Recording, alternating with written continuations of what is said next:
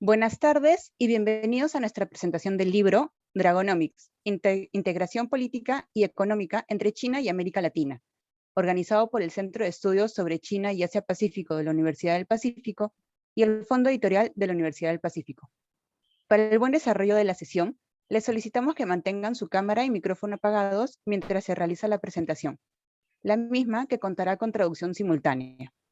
Para acceder a la respectiva traducción, deberán seleccionar el idioma de su interés en el botón que se encuentra en la parte inferior de la pantalla, identificado con el icono de un mundo.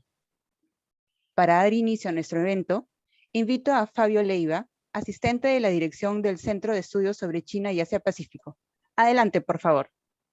Muy buenas tardes, señoras y señores. Bienvenidos a la presentación del libro de autoría de la profesora Carol Weiss de University of Southern California, quien también es miembro del Consejo Consultivo del Centro de Estudios sobre China y Asia Pacífico de la Universidad del Pacífico. Para comenzar el evento, daremos la palabra a la doctora Rosario Santagadea, directora del Centro de Estudios sobre China y Asia Pacífico del UP, para dar las palabras iniciales. Adelante, doctora Santagadea. Muchas gracias, Fabio, y muy buenas tardes con todos. Señor rector de la Universidad del Pacífico, doctor Felipe Portocarrero, doctora Carol Weiss, profesores Cynthia Sambor y Francisco Urdines, señores miembros del cuerpo diplomático y organismos internacionales, colegas académicos de China, Estados Unidos y países latinoamericanos que nos acompañan, señoras y señores.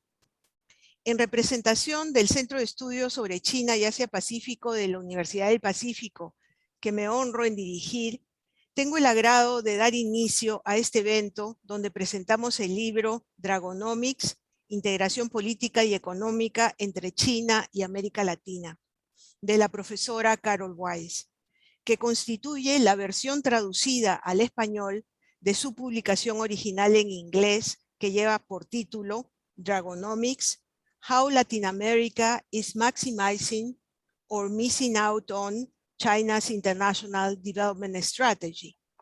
El libro también está en proceso de ser traducido al chino mandarín, constituyendo de esta forma una valiosa contribución a la literatura sobre este tema que estará al alcance de los interesados en los 3 idiomas. Anteriormente se han publicado por la Universidad del Pacífico las ediciones en español de otros 2 libros de la profesora Weiss: Reinventando el Estado, Estrategia Económica y Cambio Institucional en el Perú, publicado en 2003, y Resultados Inesperados, cómo las economías emergentes sobrevivieron a la crisis financiera global, coeditado con Leslie Armijo y Saori Katada en 2019. De esta manera, la Universidad del Pacífico tiene una larga relación de colaboración académica con la profesora Weiss, y desde el año pasado tenemos el honor de haberla incorporado como miembro del distinguido grupo de expertos nacionales e internacionales que conforman el Consejo Consultivo del Centro de Estudios sobre China y Asia Pacífico de la UP. Permítanme unas muy breves palabras introductorias sobre el libro Dragonomics, puesto que tendremos amplio espacio en este evento para los comentarios de los profesores Sambor y Urdines, y las palabras de la propia autora sobre su obra. Sin embargo, creo pertinente señalar al menos 2 aspectos que me parecen de gran valor en el libro. En primer lugar, el acento que pone la autora en señalar que es necesario tener una estrategia por parte de los países latinoamericanos para su relación económica con China. El párrafo final de su libro lo reitera con fuerza al señalar, y cito: los mejores resultados en las relaciones de América Latina con China han provenido de esfuerzos en los que el Estado de Derecho, la supervisión regulatoria y una estrategia clara están presentes del lado de América Latina. Y más adelante dice: como región, América Latina y el Caribe tienen mucho que ganar en el giro hacia el Asia. La tarea por delante consiste en trabajar de manera más astuta, así se ha traducido, pero yo interpreto de manera más inteligente y eficiente, en mejorar la relación con China, al mismo tiempo que atender simultáneamente las reformas pendientes acumuladas en el frente doméstico. Cierro la citación. Es decir, hace falta implementar una estrategia interna de desarrollo y a su vez desplegar una estrategia clara en el ámbito internacional para no perder las oportunidades que la relación con China puede implicar para América Latina y al mismo tiempo evitar o mitigar sus eventuales riesgos. En este empeño, el segundo punto que me parece esencial de valorar en el libro de la profesora Weiss es su enfoque de casos, que permite evitar hablar de América Latina como un todo unificado o una generalidad, cuando en realidad existe una gran diversidad entre las economías de la región que tienen diferentes niveles de desarrollo y asimismo la región incluye países con perspectivas políticas y orientaciones económicas distintas. La autora analiza la región a partir de los casos de las 3 economías grandes de América Latina, Argentina, Brasil y México, y 3 de las economías más pequeñas que las anteriores, intermedias en la región, como son Chile, Perú y Costa Rica, las cuales han logrado institucionalizar sus relaciones comerciales con China a través de tratados de libre comercio, los únicos suscritos por dicho país asiático con países de la región. La investigación construye sus conclusiones a partir de este análisis específico de las relaciones de cada uno de los 6 países mencionados con China, a lo largo de las últimas 2 décadas que corresponden al auge de las relaciones recíprocas. De allí que para el lector, este libro aporta un enfoque comparativo de gran valor, por cuanto se pueden sacar lecciones aprendidas no solo de nuestro propio relacionamiento con China, sino también del de otros países latinoamericanos considerados en el estudio.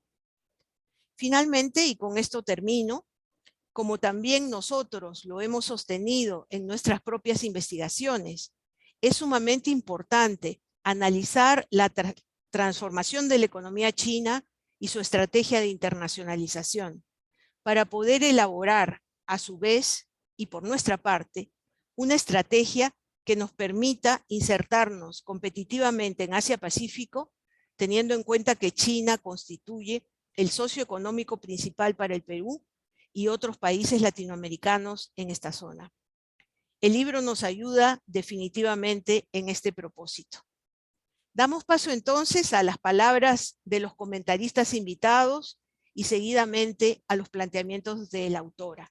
Muchas gracias y bienvenidos todos. Muchas gracias por sus palabras, doctora Santagadea. Daremos ahora paso a la sección de comentarios, como bien dijo la doctora Santagadea.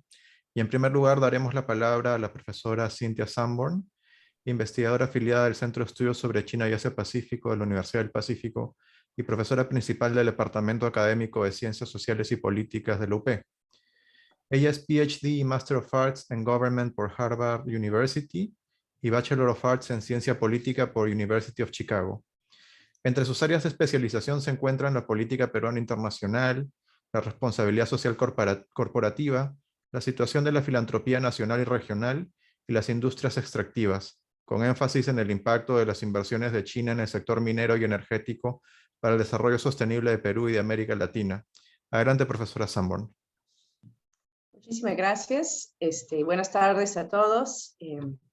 Es un enorme placer realmente comentar este libro, este nuevo libro de doctora Carol Weiss, Dragonomics. Como ha dicho Rosario, doctora Weiss es una reconocida profesora de Relaciones Internacionales de la Universidad de California Sur y muy amiga de nuestra casa de estudios, ¿no? Ha sido profesora visitante por el programa Fulbright en 2 oportunidades. Ahora es miembro del consejo de nuestro centro. También ha publicado estos 2 libros previos con nuestro fondo editorial y ahora tenemos el placer de compartir el tercero, ¿no? Y seguramente no el último. También es un placer personal para mí especialmente porque Carol y yo nos conocemos hace mucho tiempo, cuando ambas éramos becarias realizando investigación doctoral en el Perú de los años 80. Un país atravesado por crisis económica, violencia política y automarginación del país del sistema financiero global. Fue un Perú bastante distinto que la que tenemos hoy y que ojalá nunca volveremos a ver, ¿no? Como dice Carol en su introducción, y cito, esto no es un libro sobre China, es un libro sobre nosotros, sobre cómo nosotros en América Latina hemos reaccionado a las estrategias económicas internacionales de China, cómo hemos interactuado con ese país durante las últimas 2 décadas en un contexto de crecimiento y expansión de China como potencia mundial. Aunque nosotros, algunos países de la región, tenemos lazos mucho más antiguos con ese país, en los últimos 25 años hemos visto numerosos empresarios, emprendedores chinos llegar a nuestra región en búsqueda de oportunidades de ganancia y de materias primas, ¿no? Aquellas que escasean en China y que nosotros tenemos en abundancia, como el cobre, el hierro, el petróleo, la soya, ¿no? ¿Cómo le ha ido a ellos en estos años y cómo nos ha ido a nosotros? Este libro responde de manera clara y analítica. Concentrado principalmente en 6 países, como ha dicho Rosario, Carol traza la evolución de sus relaciones con China y analiza las variaciones y resultados, ¿no? Cómo nos ha ido según el país, sector, proyecto, ¿no? Ella resalta tanto los beneficios como los costos de nuestro giro hacia Asia. Al terminar el recorrido de los 6 países, Carol sostiene que mientras hay amplias oportunidades de una mayor integración económica y un beneficio mutuo nuestro con China, también hay riesgos a nivel económico, exacerbando el modelo primario exportador, a nivel social, con inversiones chinas en sectores y proyectos marcados por la confrontación o la corrupción, y también riesgos ambientales con inversiones en zonas de mucha sensibilidad y biodiversidad, ¿no? ¿Qué países o quiénes han tenido mejores resultados en sus relaciones con China? Aquellos países donde existe un Estado de Derecho, una adecuada regulación de las prácticas empresariales y comerciales, y como ha dicho Rosario, y enfatizo una vez más, porque es un mensaje importante del libro, países con una estrategia económica y diplomática clara. Y curiosamente, Carol encuentra que los más exitosos han sido Chile, Costa Rica y nosotros, el Perú. Esto es importante resaltar y por ello concentro mis comentarios en los 2 países representados aquí, Perú y Chile. Puede parecer inverosímil para nosotros a la luz de nuestra inestabilidad política extrema, los embates de la pandemia, los cambios electorales últimos. Sin embargo, hasta ahora, ambos, Perú y Chile, hemos mantenido relaciones positivas y de mucho beneficio con China, ¿no? Políticas de Estado y no políticas de un gobierno de turno. ¿Y cómo así? En primer lugar, Carol enfatiza nuestra historia con la República Popular China, que nos ha permitido construir confianza a través del tiempo. Chile y Perú fueron los primeros países de Sudamérica de reconocer formalmente a la República Popular China en los años 70 y 71. Chile fue de los más activos en promover la entrada de China a las Naciones Unidas y posteriormente a la OMC.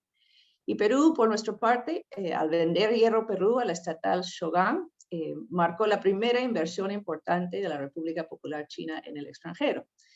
Desde entonces tenemos, como mencioné, unas políticas más de Estado de relacionarnos con China y que ha sido hasta ahora bastante estable. En segundo lugar, ambos países, Perú y Chile, tenemos economías relativamente abiertas y según Carol, nuestra apertura ha funcionado bastante bien en nuestras relaciones con China. Ambos países logramos negociar tratados de libre comercio con China en los 2000 y con relativamente facilidad, ¿no? Bastante más fácil que negociar con Estados Unidos, donde hubo mayor negociación y presiones por diversos grupos de interés. A través de los TLCs, Carol ha escrito bastante sobre ambos. Ella resalta cómo Perú y Chile lograron acceso rápido al mercado chino, un trato comercial favorable, mayor disponibilidad de China para invertir en infraestructura y otros proyectos productivos nuestros. Siendo economías pequeñas y vulnerables, Carol también considera que hemos respondido a los retos de la globalización a través de modernizar al menos algunas de nuestras instituciones públicas, las más importantes en política económica y comercial. Así también una defensa tenaz de las reformas liberales y una buena integración en los mercados mundiales. Por cierto, luego de casi 3 décadas de vender materias primas a China, importar bienes manufacturados, ambos países hemos intentado exportar productos no tradicionales y de mayor valor agregado, especialmente productos agrícolas, al enorme mercado chino, alimentar esta enorme población. También hemos promovido exitosamente inversión directa china, en nuestro caso, en sectores tradicionales como la minería, pero también en otros, como energía, transporte, construcción, obras públicas. Finalmente, ambos, Perú y Chile, soñamos en ser hub de transporte y servicio para el comercio transpacífico, tanto por la vía marítima, con la construcción de megapuertos como el de Chancay en el norte, como por la vía digital, donde hasta hace poco Chile nos llevaba bastante ventaja.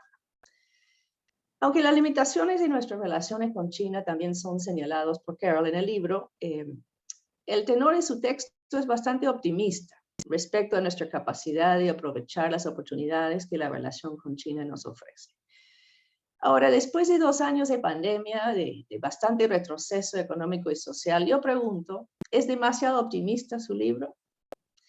En términos objetivos, no. Las oportunidades siguen dadas. Incluso diría que son mayores en cuanto al interés de China en invertir su demanda para nuevos insumos para su anunciada transición energética adelante. Pero viendo los gobiernos que tenemos, lo que destaca por nuestro lado es una falta de visión, de interés y liderazgo respecto a cómo manejar nuestra estrategia ahora con China. A más de 10 años de nuestros tratados de libre comercio, por ejemplo, seguimos un modelo tradicional de ventaja comparativa. La exportación de cobre y otros minerales a China constituye más de 80%, 85% de lo que Chile les vende y 78% de lo que Perú exporta a China. Y las materias primas en general constituye casi el 90% de lo que exportamos a ese país, ¿no? Ahora toca actualizar, renegociar y actualizar, modernizar nuestros tratados de libre comercio. Chile lo hizo hace 2 años y creo que de forma bastante provechosa, ¿no? Nosotros aparentemente en el Perú estamos frenados en este proceso. Sabemos lo que queremos ahora, sabemos negociar. Tenemos gente muy capaz en Cancillería, profesionales con experiencia en varios otros ministerios. Pero ¿dónde está nuestra gran estrategia? El gobierno interino de Francisco Sagasti tuvo una prioridad y eso fue obtener las vacunas que necesitábamos para proteger a la población. Para esto fue exitoso no solo con China, sino con todos los laboratorios serios. Pero con el gobierno de Vizcarra antes, Castillo después, ¿qué quieren hacer con China? Parecemos en piloto automático o incluso en retroceso, porque la conflictividad social alrededor de algunas de las inversiones chinas más importantes en nuestro país no parece tener respuesta efectiva del gobierno, situación que puede disuadir nuevos inversionistas de cualquier lado, aun cuando los chinos parecen tener más paciencia y estar más dispuestos al riesgo. Pero en general tenemos gobiernos poco interesados en las estrategias de relaciones internacionales y económicas. Asimismo, un sector privado en el cual las empresas más importantes no parecen querer asociarse mucho con pares importantes chinos. Esa es una importante diferencia con Chile. Y otros empresarios nuestros más pequeños, pero más oportunistas, quizás buscando hacerlo para ganancias de corto plazo, en algunos casos socios poco adecuados. Tampoco tenemos una política nacional de formación de profesionales de nueva generación, conocedores de China y del Asia-Pacífico en general. Esto más bien lo estamos haciendo algunas universidades por nuestra cuenta, al margen de las políticas del Estado. Las principales becas para estudios en Asia provienen de los gobiernos extranjeros y nuestro Estado no parece tan interesado en captar a estas personas cuando terminen de formarse. Ahora bien, yo no quisiera terminar mis comentarios en una nota tan pesimista. Estoy seguro que Carol no lo haría, ¿no? Además, con sus aportes en investigación, docencia, asesoría, Carol sigue formando y informando nuevas generaciones de profesionales, contagiados con su espíritu más positiva, su gran sentido de humor y su perspectiva, además de su agudeza intelectual. Con esto quisiera agradecerle nuevamente a Carol Weiss por esta nueva contribución al estudio de la realidad latinoamericana y global, traducido al español para que llegue a más colegas y estudiantes con este mismo espíritu. Muchas gracias. Muchas gracias por sus comentarios, profesora Sanborn.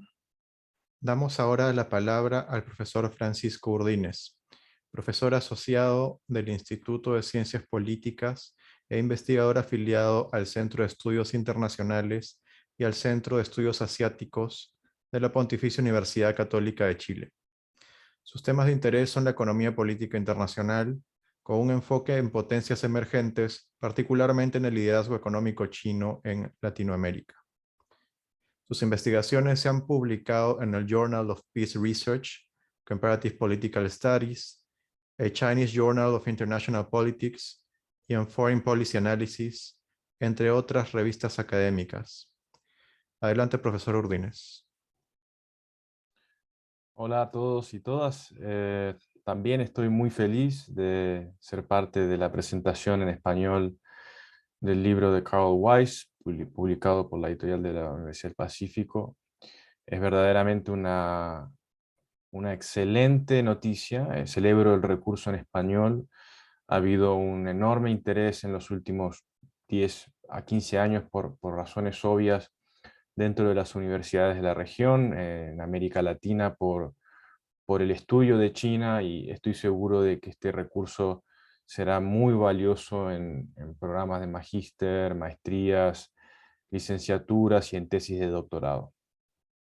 Este es un libro que a mí me gusta mucho. En mis comentarios voy a tratar de no solaparme con lo que se acaba de decir. Comparto prácticamente con todo lo que se ha dicho recién, lo que planteó Cintia. El libro es un libro que hace una lectura muy crítica del camino de desarrollo que han optado los países de América Latina, y para mí es una continuidad de la agenda de investigación que Carol Weiss tuvo en los últimos 20 años. Ella trabajó mucho también con el desarrollo de las economías latinoamericanas durante el modelo de consenso de Washington, y hay algunos paralelos interesantes. Los países de la región, como bien plantea ella, se dividen en tres grupos: los que han hecho funcionar la relación con China, que son los tres que mencionó Cintia, y después hay dos grupos de países que yo diría que son países que hace tiempo tienen dificultades en su diseño de estructura, o en su diseño de inserción al mundo, que son los países que han sufrido lo que en inglés es resource curse, pero es como una trampa de los recursos que, según como plantea Carol, está institucionalizada, ya está osificada en la estructura económica de los países, que es el caso de Brasil y de Argentina.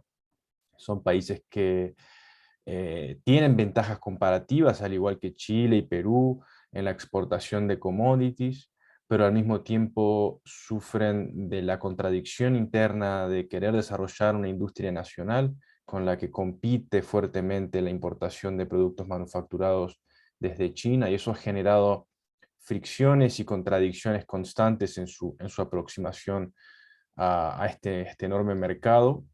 Y después está el caso también, diríamos, único y no por ello menos relevante, que es el de México, que es el país que ha sufrido de industrialización, pero también vive en una constante dicotomía por estar tan integrado a la economía norteamericana. Es un país también al que se le ha hecho muy difícil el vínculo con los Estados Unidos, y claro que se sacan lecciones muy importantes de este análisis. Bueno, primero de ellos yo diría que el ciclo de commodities que vivimos la década pasada y que ahora parece estar en una nueva primavera, con valores históricamente altos para algunos metales, para el petróleo y para los cereales y oleaginosas, presentan lecciones que algunos países supieron aprovechar muy bien en su relación con China y otros no. En caso de que nos aproximemos a una especie de primavera de 4 o 5 años de commodities altos, el libro de Carl es lectura obligatoria, pues hace un análisis muy crítico de cómo se relacionó la región con China durante este boom, qué lecciones se aprendieron, y son lecciones que muy fácilmente se podrían aplicar nuevamente. También creo que es un texto muy interesante visto desde mi punto de vista, en la inserción que tiene en la literatura de la economía política internacional latinoamericana reciente, y también en la literatura que ha surgido sobre China y América Latina, que es un campo de estudios que ha explotado en los últimos 10 años. Existe el libro de Gallagher y Poresansky sobre, se llama Un dragón en la pieza, o The Dragon in the Room, que hace también una lectura sobre el proceso de reprimarización de exportaciones y de industrialización, Y a mí me parece que el libro de Carol tiene la virtud de que a esa lectura hace un análisis histórico mucho más refinado en términos de recomendación de policy y elecciones aprendidas, y llega hasta un momento post o fin de boom de commodities donde también se puede distinguir mejor cuáles son los países que tuvieron mejor desempeño, como se decía Chile, Perú y Costa Rica, de aquellos que al principio parecía que venían muy bien y luego empezaron a tener más dificultad en su relación.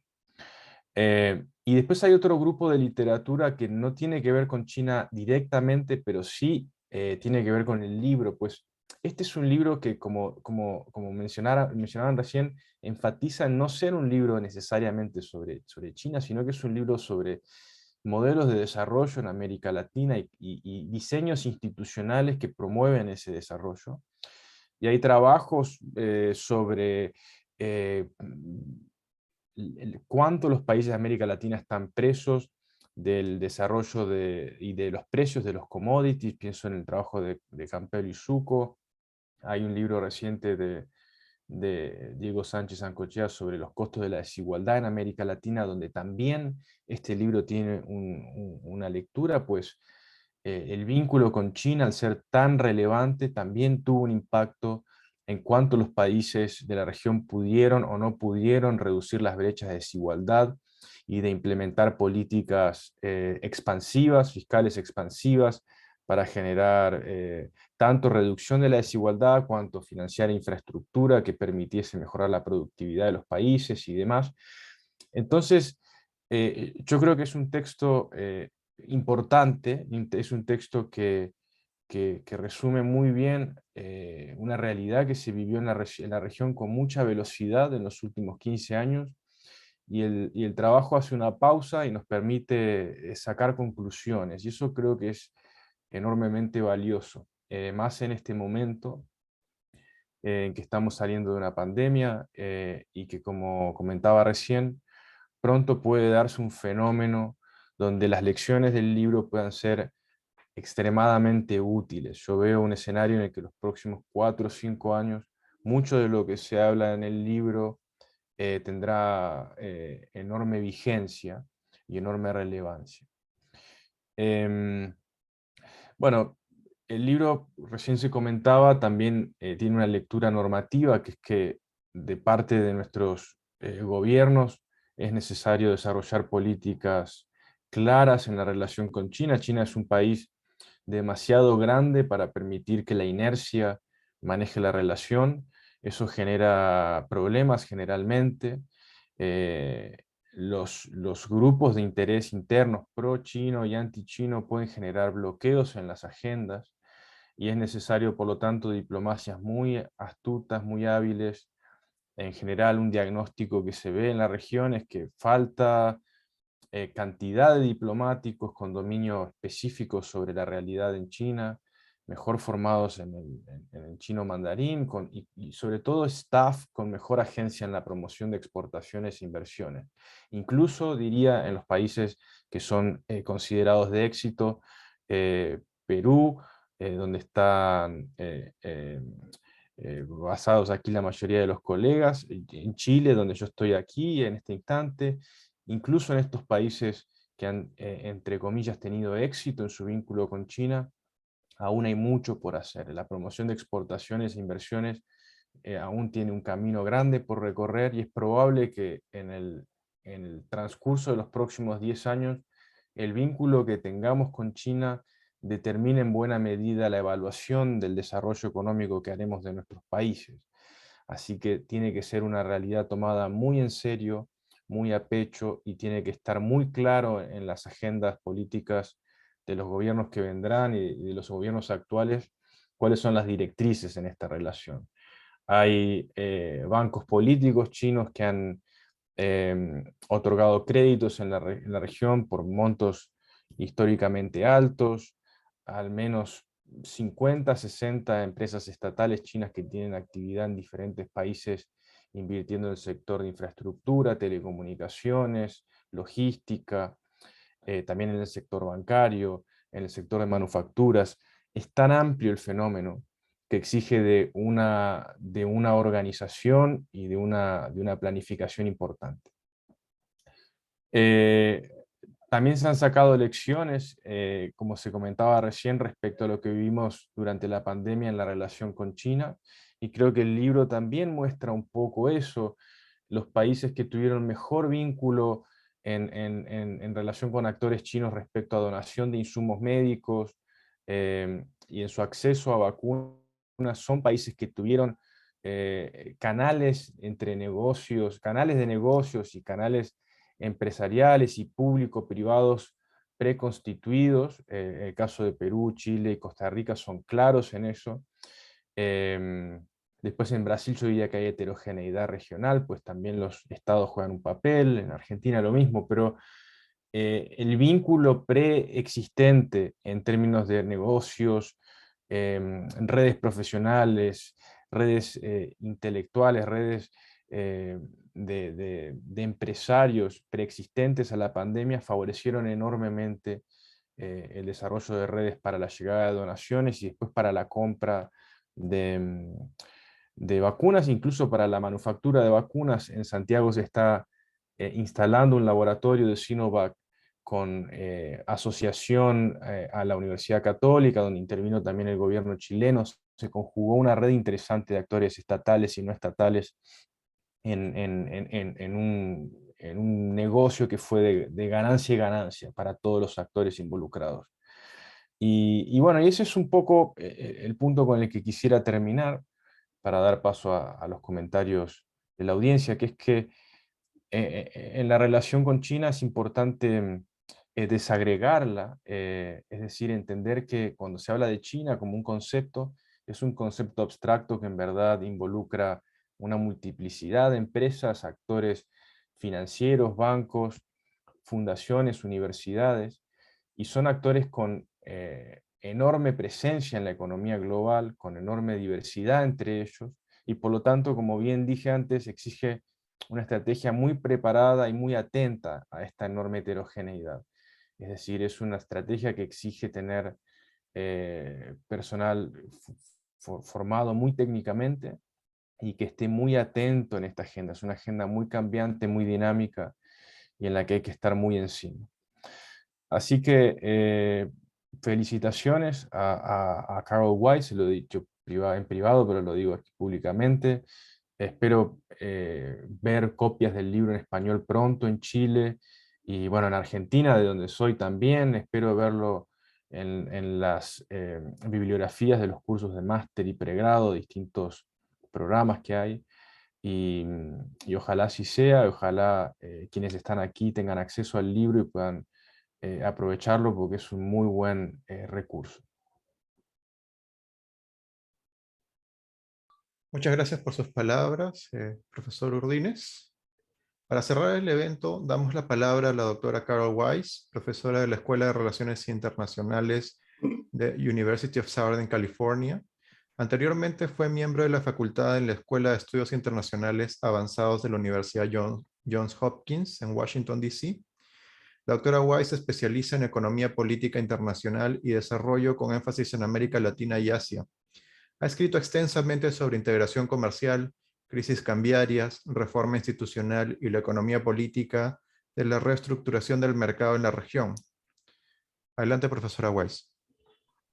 Thank you so much for the comments. Con mucha vergüenza voy a hablar en inglés por me falta práctica hablando en castellano. Disculpa, tengo vergüenza.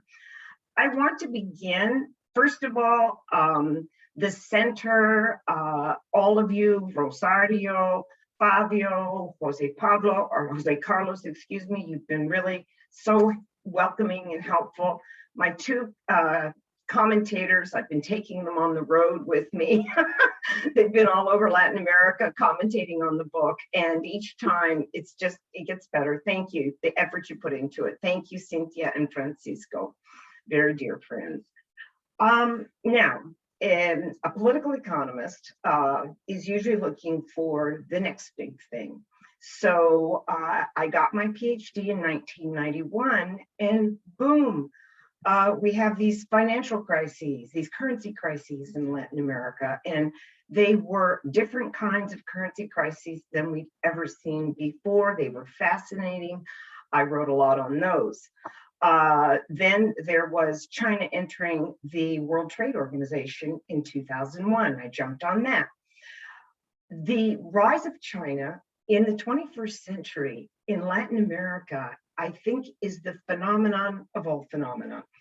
I think it is one of the biggest things that's certainly happened to the Western Hemisphere, but really the first big thing that's happened in Latin America in a long time, region-wide, right? So let me say I love the university press. You are so loyal to me. I want to thank Milena Romero, my editor, who has stuck with me, even though she's always chasing me down somewhere. Kike Bosso, translated the book, and it's just magical. He just does beautiful work. We have a designer that needs some recognition, Carlos Acasibar. Sorry, Carlos, I always kill your name. Anyway, I'm just so happy with the product, the outcome. So let me pick up where the commentators left off. Let me say that when this bizarre phenomenon began, which is the huge demand by China for primary products in Latin America, when this first took off, it wasn't really clear that we were in another commodity boom, because this is the biggest commodity boom we have seen in modern history. The length of it, the magnitude of it, the riches, the foreign revenues, the foreign exchange that the countries, 5 of my country cases were able to access was something like we had never seen before. So a first round of literature was basically describing this because we didn't know what to make of it. You know, who's getting the loans, who's exporting what, you know, the growth, all of these things, right? And then the next phase was painful. It was the winding down phase, which started in 2013. And so that's when I began thinking about this book. And it was a really wonderful, like, natural experiment, quite frankly, because I took what used to be sort of 20th century development models or development paths, like a free trade agreement, an institutional resource curse. And in the case of Mexico, I use, you know, the, I'm looking at this, sorry, I'm looking at the chats. In case of Mexico, you know, just throwing up their hands and no industrial policy, no state sponsorship, and truly missing out on a lot of bonds and especially economic ties that could have been really much stronger. So let me go into a PowerPoint. Let me talk, I want to start with some global macro trends, but what I've done is identified development models and given them a 21st century twist. Francisco talked about the resource curse. Okay, the resource curse, for example, would involve a situation where country X just has a big boom and the industrial sector starts to really shrink. And in this case, Argentina, Brazil, Mexico had industrial sectors. Argentina's weakest, Mexico's strongest, but they had industrial sectors. And still what you saw is a different kind of resource curse. It wasn't the neglect of industry, although that happened. It was the almost bashing of institutions, just institutional neglect as the commodity boom wore on. I don't know if you recall when the bottom of the barrel in Argentina was Cristina Fernandez trying to directly withdraw reserves from the central bank and use it for the federal budget. That's really low. And then, of course, in Brazil, we saw the blow up of Petrobras. It was a blue star, a blue chip company that traded on the New York Stock Exchange, and the corruption in that company just lowered it to junk bonds in a matter of 3 or 4 months. Brazil lost its very hard-fought investment grade rating. These are really radical trends in the face of boom and plenty. But as I write, they just weren't able to piece it together in a way that could have left, particularly Brazil and Mexico, in a stronger place. I submit to you, they have both been in the equivalent of an economic depression since 2014, 2015. And I submit that there's really no reason for that. If we look at the price on soybeans, we look at natural gas, we look at oil, iron ore, those prices are perhaps lower than when the boom started, but they're still 30 to 40% higher than they were in 2000. So the usual, like the guano boom or the rubber boom, it just all collapses, and you've got a very serious economic situation. In this case, prices have not completely collapsed, and now they're back up again, and we have to factor in COVID. Prices are back up again, like oil's going crazy.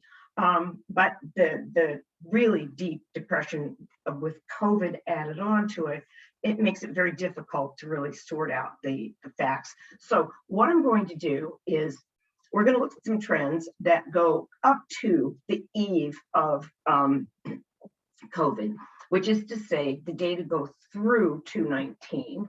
Let me just get this up here.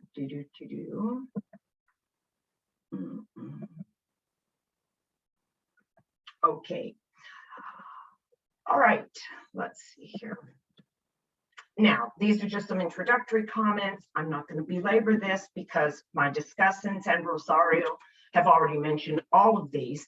I do want to point out that for a brief moment from 2003 to 2007, which is the eve of the global financial crisis, Latin America on average grew at 6%. Now for China, that's a huge failure. For Latin America, that was considered like the best they had done since the 1982 debt crisis, right? So it looked great. It's, prices are booming, growth is up. We see some winners emerging, especially in South America. And if you look, as I said earlier, at the amount of funds that were just pouring in for all of these commodities, it really opened up tremendous opportunities to move forward with reforms that had been underway in the 90s, the so-called Washington Consensus. A lot of those were done without sequencing. They were done in kind of a market shock way. They therefore were not as productive or positive as they could have been. But the period when the boom took off was a time for countries to go back and tweak, or if you will, begin adjusting and going back to some important reforms that had been, if you will, neglected.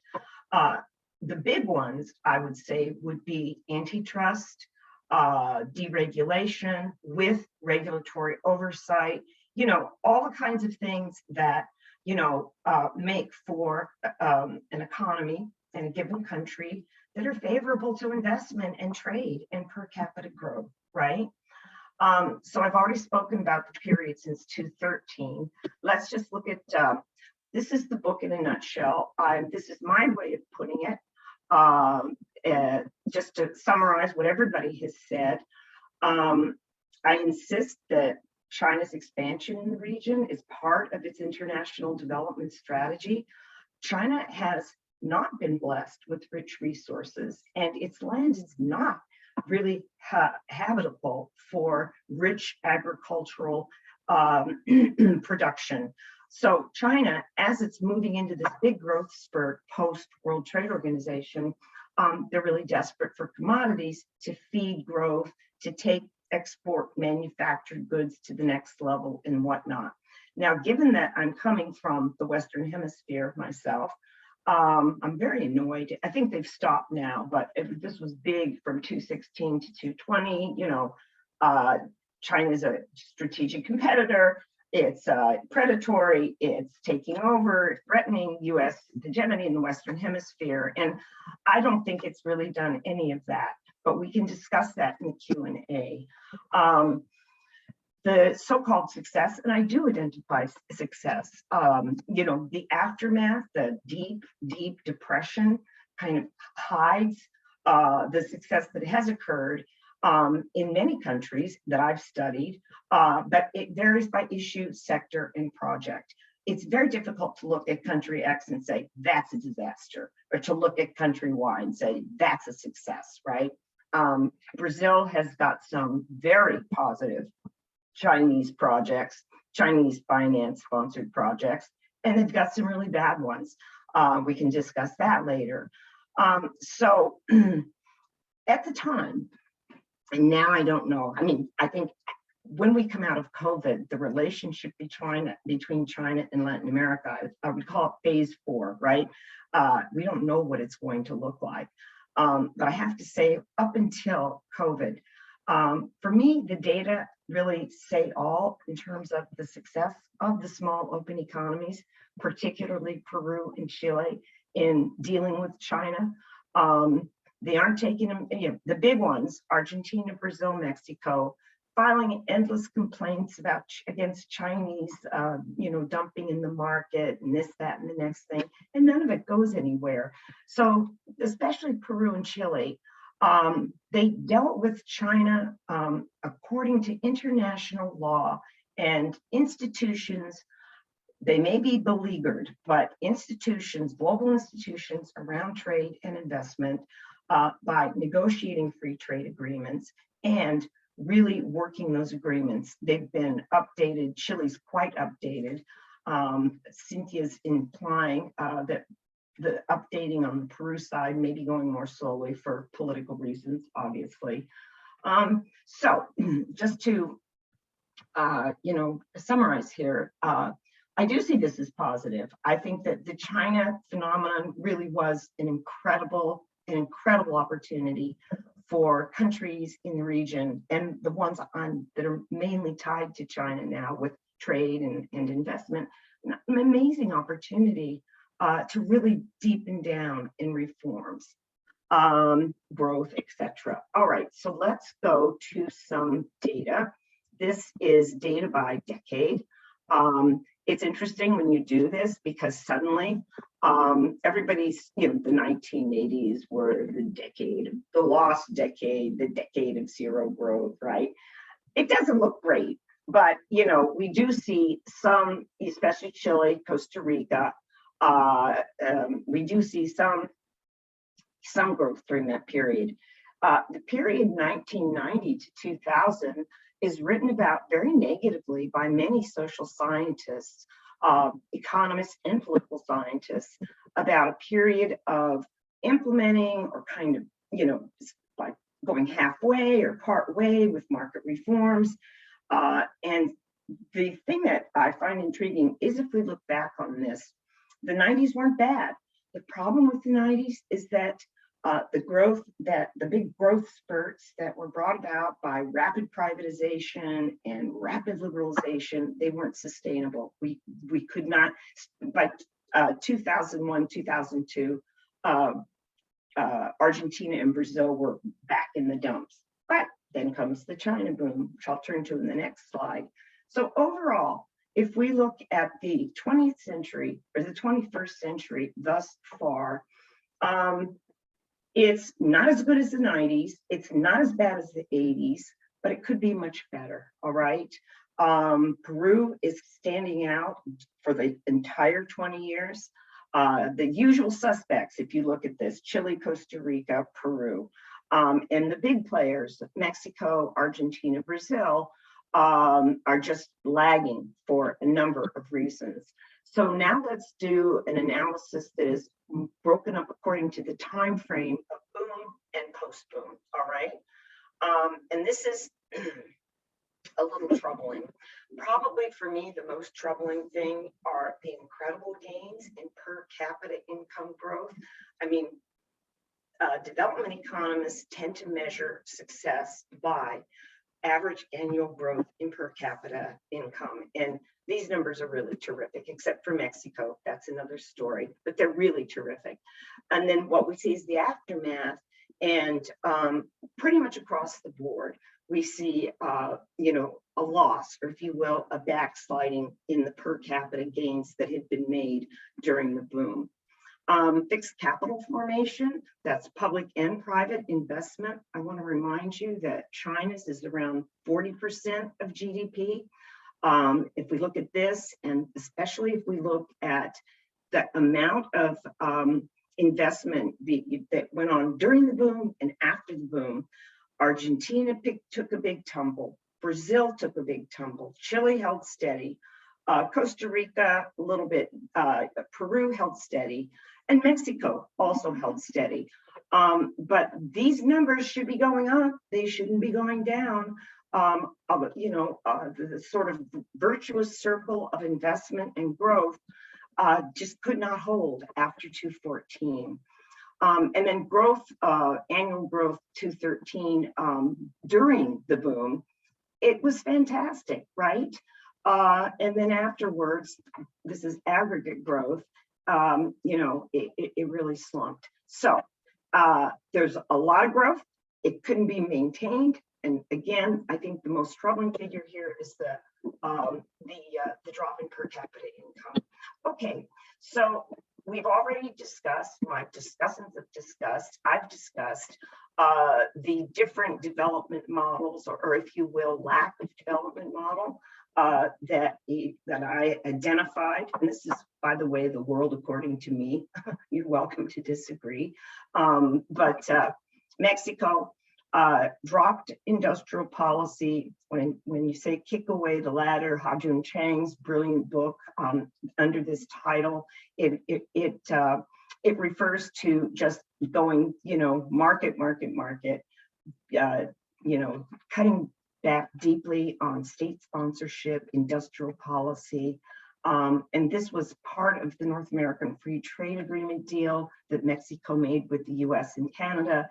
And looking back, it wasn't such a great deal, but we can talk about that. Because the hands-off, no state intervention, no industrial policy is completely inappropriate for an emerging economy in Mexico's position.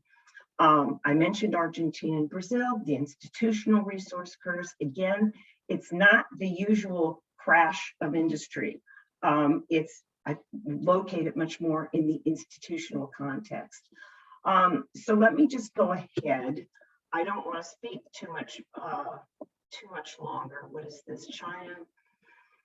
Okay, so one of the things, and I think both my discussants talked about this, and this is displacement by China in domestic and third markets. And Mexico has taken a huge hit with that, as I said, mainly because it's got a very open economy as a result of the North American Free Trade Agreement. There's nothing wrong with that, but there are no backstops, there's no cushions, there's really no, if you will, policy support, especially for small and medium-sized firms. So this is bleak. A lot of manufacturing exports were under threat. They continue to be under threat. But the wonderful thing about political economy is that an event happening over here can have a direct or indirect event in a case like this. Let me explain. The US declared a trade war on China in 2018, and the tariffs were like 1930s level tariffs. They were ridiculous. I'm upset with the Biden administration for still maintaining a lot of these tariffs. They're 20–25%. And the big thing was autos, aluminum, steel, and electronics. All right, so as the trade war kicks in 2018, China begins finally reaching out to Mexico, and Mexico for the first time is selling, China's accessing intermediate goods from Mexico that could have been accessed all along. And this is where I believe the lack of a hands-on policy, state promotion, industrial policy. There was nobody there really at the navigation room promoting Mexico's intermediate goods, especially autos and electronics, to China. Mexico has whittled down its huge trade deficit with China as a result. And US producers have been hit very badly by this. What we saw in typical form, China is agile. The tariffs went up on goods that they need to finish the production of a final good.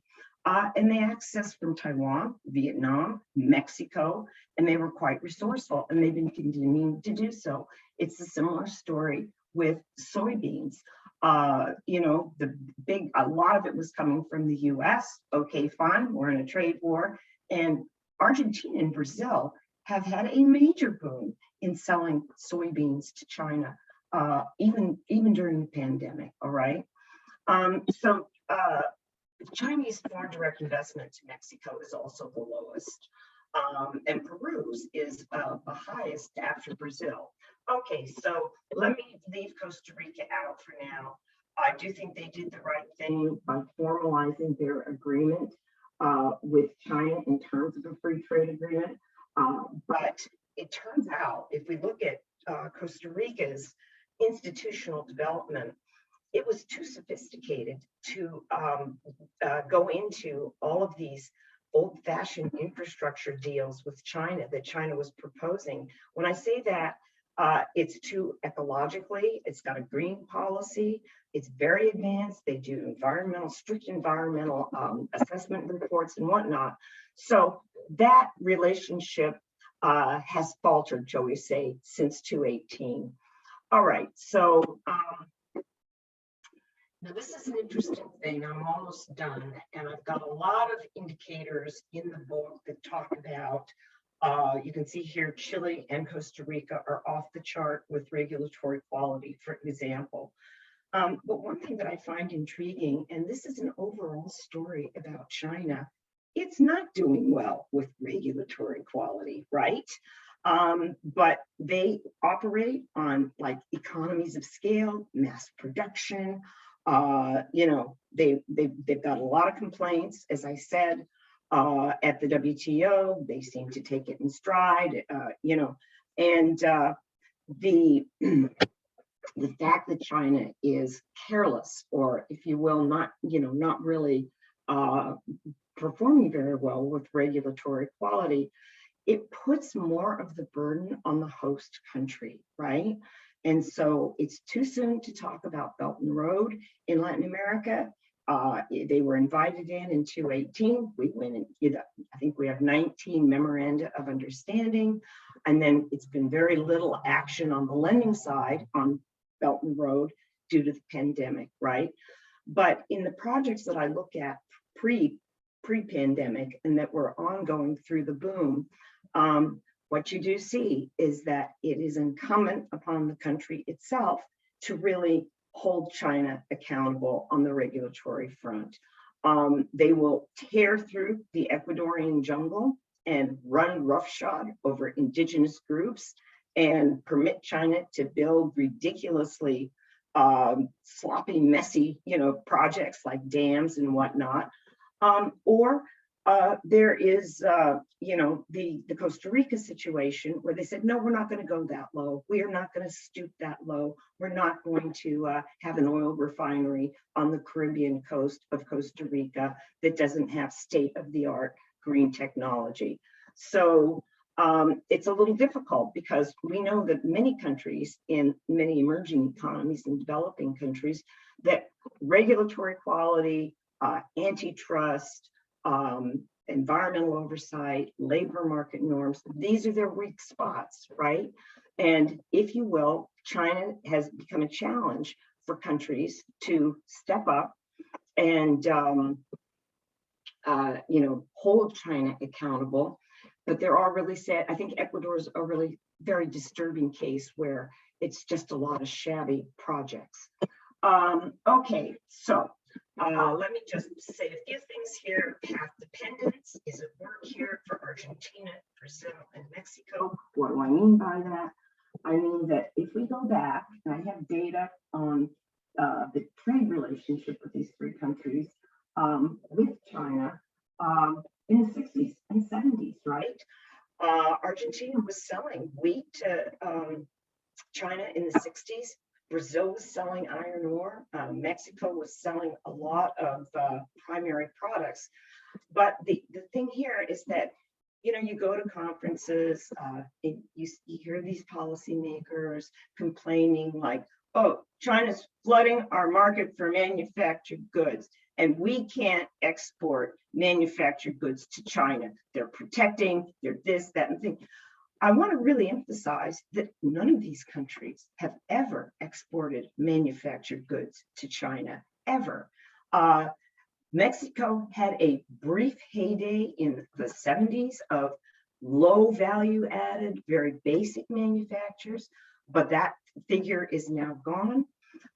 In Mexico itself is exporting primary goods to China because it can't get into the industrial market. This exception that I just noted about the demand for Mexican auto intermediate parts, the demand from China is very positive. I was just in Mexico. I don't see any recognition that we should go with this. Let's go with this policy. They're buying our goods. Like, let's forge these deals. Let's make these ties. It seemed to be, especially in the so-called maquila sector, the export processing zone, it seemed to be, oh, that was really lucky. That was really fortunate. And again, where is the vision? Where is the policy commitment? Where is the strategy where you can keep that going? And that is lacking, especially in Mexico. Now, let me just say again, and I'm going to finish, and that is that the leeway for human agency, that is to say, the leeway for policymakers, technocrats, labor unions, you name it, there was a lot of extra room to maneuver during 2003 to 2013. It's too soon to assess the extent to which that mattered. I believe it mattered in Costa Rica, where they put their foot down with environmentally unsound projects. It didn't matter at all in Ecuador. There was a lot of squandering, and Venezuela. So the leeway for human agency, there was, you know, so many countries were upset during the 80s, especially. They're stuck with these IMF standby programs that are very kind of strict, you know, liberal economic shock kind of thing. And they were strapped. Their hands were really tied. But you had a whole decade where there was plenty of room to take the funds and use them creatively, and do something to bring the nation and the people in your nation up to a higher level. And I think there's a lot of missed opportunities in every phase. That's one of the biggest missed opportunities, I think, that we're looking at. The US has been very negative about the China-Latin America relationship. And I would like to say that, and this is really not on the agenda at all right now, but if you look at the low capacity, especially to negotiate contracts, to do competitive bidding, to do Western style deals where there are cross clauses and all kinds of cross default clauses, all kinds of, you know, rigorous terms that seek to guarantee success with a project, due diligence, whatnot. And I think that it's a really good opportunity, especially if Belt and Road comes back again and we see, I mean, it's just been kind of frozen because of the pandemic. But let's say Belt and Road comes back again, you know, a la fuerza in Latin America. I think that, but don't get me wrong, the US isn't talking about this. Nobody's talking about, I'm talking about this. And I think a positive role to play is building capacity around due diligence, environmental oversight, and these kinds of things, not bashing China. That's really been, I think, very counterproductive. Let me stop there and let me turn this back, I believe, to, I'm not sure who's going, Jose Carlos, Fabio, I'll go. Okay, thank you very much, Professor Weiss. There are two questions from the public for you. Mr. Ledesma wants to ask you, I mean, he's like thinking about what economic impacts may occur in Latin America due to the alliance of China with Russia. Also, if it becomes stronger, and the possible sanctions from USA, Europe against China, and more if China goes and invade Taiwan. That's pretty much his idea. And the other question is from Mr. Poole, who asks, well, he puts in this context as what he sees these last few years, there are like increasing geopolitical tensions between China and the US, and there is a more confrontational approach towards China, which kind of has a bipartisan support among, you know, United States policymakers. Given that, the US has tended to regard Latin America in its sphere of influence, and it's likely that the United States government, you know, exerts some diplomatic pressure toward Latin America. You know, we also had this visit by Mr. Pompeo in Chile, and Professor Dines maybe knows more about that. And yeah, this kind of limited the economic relation with China. So how may these pressures play out in the dynamic of Chinese Latin American economics relation and the economic development of the region in the years to come? I'm trying to summarize the question because it's quite big. So pretty much those are the most important points of this question. You're going apocalyptic on me here.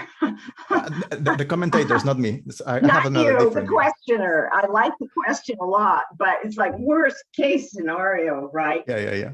I think that this is an extremely important matter. I think I was just on an earlier Zoom listening to one of these big famous people talk about whether China is going to you know, go with Russia in the invasion of Ukraine.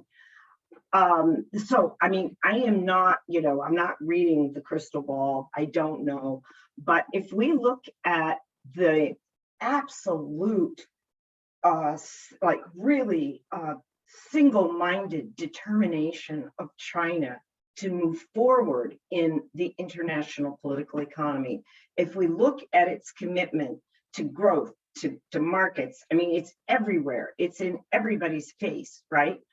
To side with Russia and to provide Russia with arms, which we don't know if they are, they might be already, but certainly to provide Russia with economic escape valves in terms of the big financial sanctions that the West is imposing on Russia. It's just a suicide mission for Xi Jinping. I mean, it would be an undoing of everything we have seen since 1978. It's not even a new Cold War. It would just be a very ugly alliance with, I'm not seeing, I think, you know, okay, I'm a news junkie. I listen to what everybody's saying. I'm not an expert on Ukraine or Russia, but the end game is not evident, right? It's just the first time since World War II that a big country is invading its neighbor. It's, I think, pathetic. And I don't think the Chinese could be fooled by that. If they can, then they have really, they would really be undoing a lot of their own progress. And I think they're too smart for that. I think for the Chinese Communist Party to even be sort of flirting with this idea or, you know, contemplating it, it's really pathetic. So I don't see it happening. I do think this question about the effect of the sanctions, like everybody's going to feel these sanctions, all right? Hopefully Russia feels them the most. But I think for emerging economies in particular, I would hope that the financial sanctions on Russia and its inability now to really, I mean, I think trade is waning. I mean, they're really cornered. They're in a corner financially. And this is a really interesting experiment if you're a political scientist, but real people are being hurt by this. I would like to think, though, that just as Mexico boomed selling intermediate manufactured goods to China since 2018, since the US trade war, I would like to think that emerging economies would have really, especially emerging economies that are rich in oil and natural gas. I would like to think that there would be opportunity there for selling to Europe and selling to a number of countries that have been so dependent on Chinese energy imports, or Russian energy imports. I mean, the last thing yesterday, there was some big thing on one of the news cables about, like putting aside all the Venezuelan, Washington, acrimony and bad, really just bad relations, to get Venezuelan oil and to export it to Europe. So who knows? I mean, these kinds of situations open up opportunities in very uneven and unpredictable ways. But I do think that energy-rich and other resource-rich emerging economies would have a chance at providing other markets. I think that could happen. What else was there's one other thing. Fabio? Yes, the other question was from Mr. Poole, who asked about the tensions between China and the United States. You have talked about the trade war, and as I recalled, Mr. Pompeo went to Chile, and there was this big project like the submarine cable project that was a BRI project, and now it's going with the Japanese and it was through Australia. And Mr. Poole asks, like, there is this tension, and there is like a broad bipartisan support among U.S. policymakers. I mean, it's like both agree on this. So given the fact that the several decades the U.S. has tended to regard Latin America as part of its sphere of influence, is it likely that this kind of pressure increase? I mean, we have a different president now, and the Biden era is quite different, but I think the question somehow is still relevant because of this bipartisan, agreement. The Trump people were antipatico and also very aggressive. I remember when I was in Poland doing some research a couple of years ago, and Pompeo just went to Poland and said, if you do 5G with Huawei, the Chinese telecom company, if you do that with Huawei, because Poland gets a lot of aid from the United States, right? If you do that, then count us out. And of course, then Poland just dropped 5G. I don't know what they're doing, but they just distanced themselves from Huawei, and they were quite worried. It was China, and Francisco knows more about this than I do, but I mean, China, I believe, had been the initiator of this, cyber optic cable that would go under the Pacific Ocean.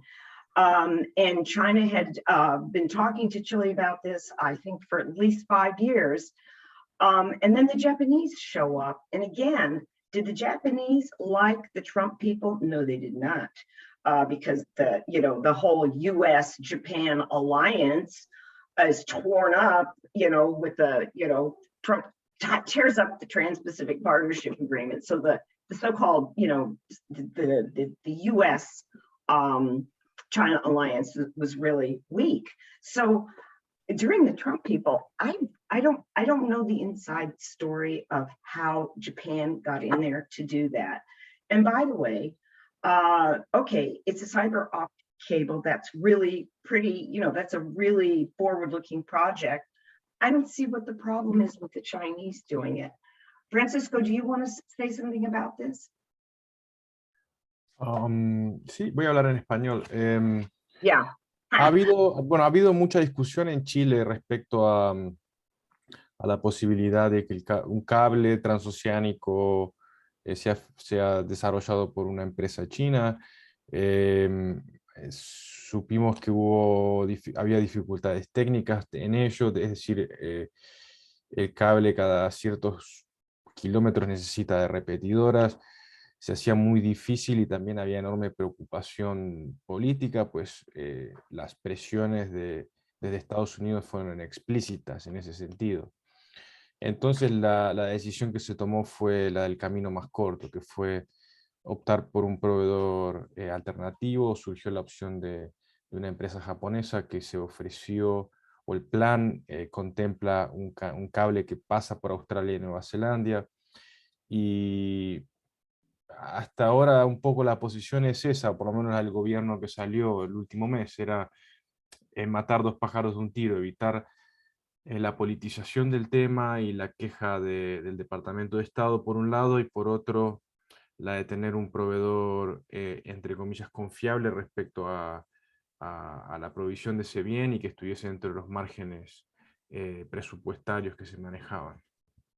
Por lo que me han dicho, me lo comentaban la semana pasada, el proyecto aún sigue en pie, el de un cable como ese. La región toda en algún momento deberá enfrentar el tema de cuándo invertir en tecnología 5G, que hoy en día en el corto plazo no es tan rentable, pues su uso se justifica cuando se desarrollan actividades económicas complejas, no simplemente el uso doméstico que nosotros le podemos dar a un computador.